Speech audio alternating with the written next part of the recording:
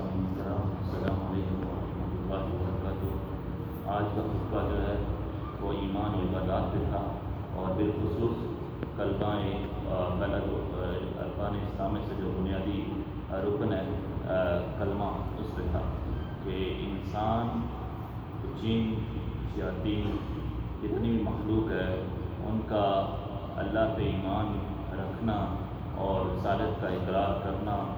اور اللہ کے احکامات کے مطابق جو ہے نا زندگی گزارنا ان کی فلاح کا ضامن ہے۔ اگر تو وہ یہ نہیں کریں گے تو ان کے لیے جو ہے وہ جہنم کا عذاب ہے، اور وہ جو ہے وہ مستقل جو ہے عذاب کے مستحق ٹھہریں گے۔ تو اس لیے جو ہے سب سے پہلی اور بنیادی جو چیز ہے وہ اسلام کو، انسان کو اور مخلوق کو جو ایمان سے پیرور کرتی ہے، وہ اللہ کے الہ ہونے کا اقرار ہے، اور محمد رسول اللہ صلی اللہ علیہ وسلم کی بے رسول ہونے کا اقرار ہے۔ یعنی لا الہ الا اللہ محمد رسول اللہ جو پڑھتا ہے وہ اسلام کے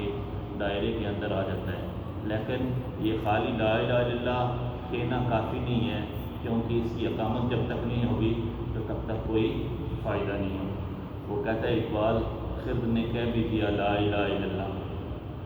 ٹھیک ہے، اگر اس میں ایک عقل مند شخص جو ہے وہ اگر میں لا الہ الا اللہ کا اگر بھی دیتا ہے تو کیا ہے،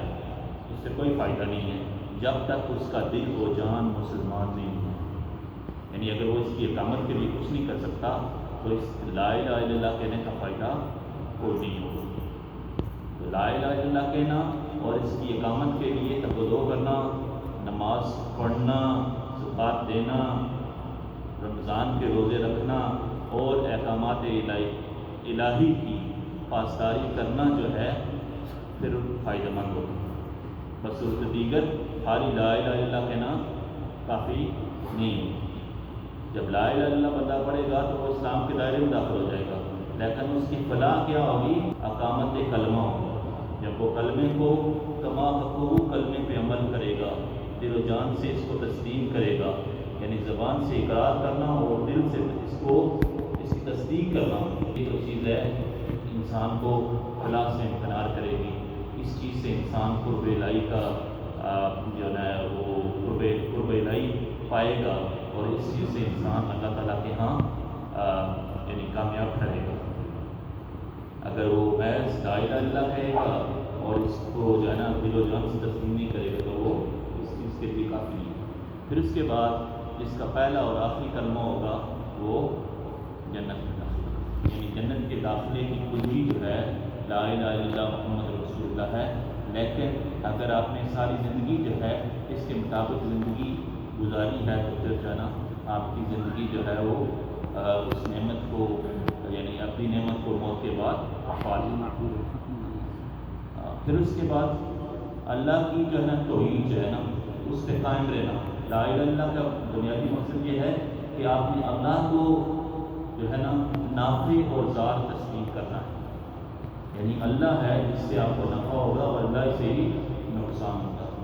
اللہ کے علاوہ اگر آپ کسی کو پکاریں گے، آپ کہیں گے یا علی مدد، یا کہیں گے یا ہمارے یہاں جاتا ہے یا غوث مدد، تو آپ نے تو کیا کر دیا؟ شرک کر دیا۔ تو لا الہ الا اللہ کہنا اور اللہ کے جو ہے نا اللہ کو نافع اور ضار سمجھنا اور اسی سے استغاثہ کرنا، اسی سے سوال کرنا جو ہے یہ آپ کو جو ہے یعنی کما حقوق توحید پہ چلائے گا۔ اور جو توحید پہ چلا ہوگا لا الہ الا اللہ محمد رسول اللہ، اور اللہ اور اس کے رسول کے احکامات کے مطابق سے زندگی گزاری ہوگی اور اللہ ہی کو نافع و ضار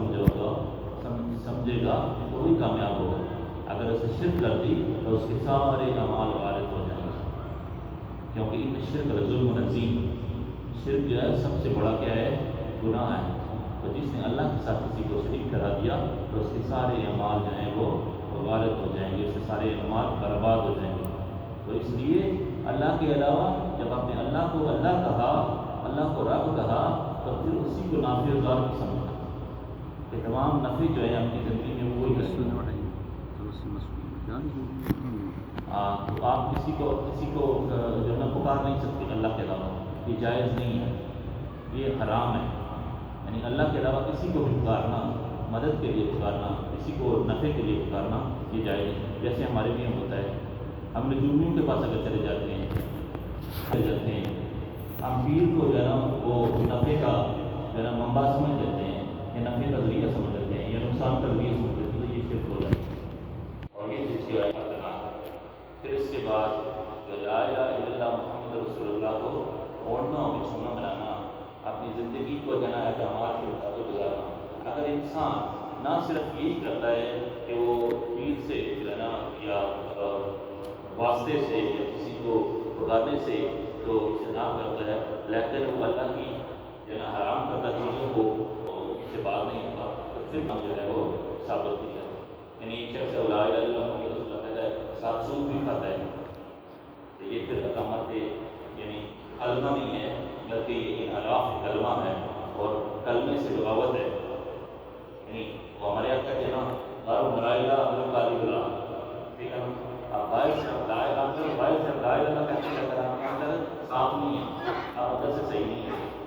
تو آپ جو ہے نا فرمات کو یا جو حرام کردہ چیزیں ہیں ان کا پابندی نہیں کرتے، تو پھر بھی جو ہے کیا ہے آپ کو نفع نہیں حاصل۔ تو اس لیے لا الہ الا اللہ کہنا اور اس کی اقامت کے لیے کھڑے ہو جانا، یعنی دین یہ ہے کہ انسان جو ہے وہ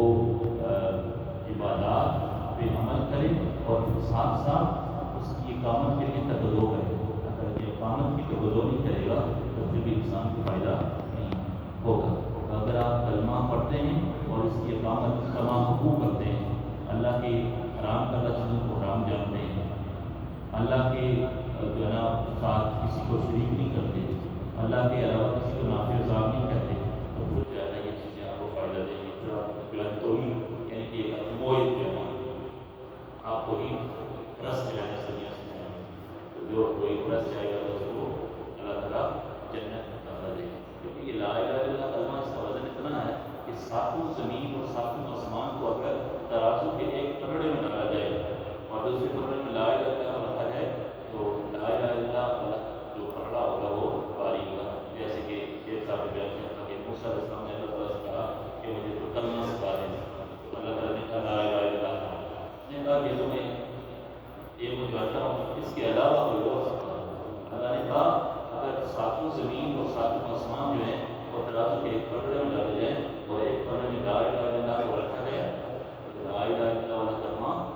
بھاری پڑتا ہے، تو لا الہ الا اللہ اتنا بھاری کلمہ ہے، یعنی میت کے اعتبار سے چھوٹا ہے لیکن وزن کے اعتبار سے بہت زیادہ ہے۔ تو لا الہ الا اللہ کہنا اور اس پہ معقول عمل